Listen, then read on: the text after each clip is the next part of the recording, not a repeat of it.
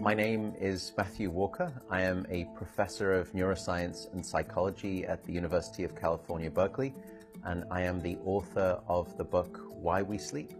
We certainly know that a lack of sleep will actually prevent your brain from being able to initially make new memories. So it's almost as though without sleep, the memory inbox of the brain shuts down and you can't commit new experiences to memory. So those new incoming informational emails are just bounced and you end up feeling as though you're amnesic. You can't essentially make and create those new memories. We also know that a lack of sleep will lead to an increased development of a toxic protein in the brain that is called beta amyloid, and that is associated with Alzheimer's disease, because it is during deep sleep at night when a sewage system within the brain actually kicks into high gear and it starts to wash away this toxic protein, beta amyloid. So if you're not getting enough sleep each and every night, more of that Alzheimer's related protein will build up. The more protein that builds up, the greater your risk of going on to develop dementia in later life. What are the effects of sleep deprivation on the body? Well, there are many different effects. Firstly, we know that sleep deprivation affects the reproductive system. We know that men who are sleeping just 5 to 6 hours a night have a level of testosterone which is that of someone 10 years their senior. So a lack of sleep will age you by almost a decade in terms of that aspect of virility and wellness. We also know that a lack of sleep impacts your immune system. So after just one night of 4 to 5 hours of sleep, there is a 70% reduction in critical anti-cancer fighting immune cells called natural killer cells.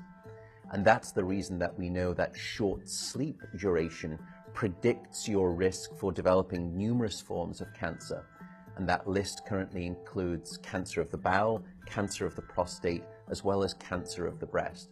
In fact, the link between a lack of sleep and cancer is now so strong that recently the World Health Organization decided to classify any form of nighttime shift work as a probable carcinogen. So in other words, jobs that may induce cancer because of a disruption of your sleep-wake rhythms. We also know that a lack of sleep impacts your cardiovascular system, because it is during deep sleep at night that you receive this most wonderful form of effectively blood pressure medication. Your heart rate drops, your blood pressure goes down.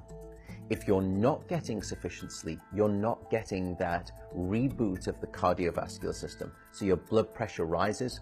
You have, if you're getting 6 hours of sleep or less, a 200% increased risk of having a fatal heart attack or a stroke in your lifetime. There is a global experiment that is performed on 1.6 billion people twice a year, and it's called daylight savings time.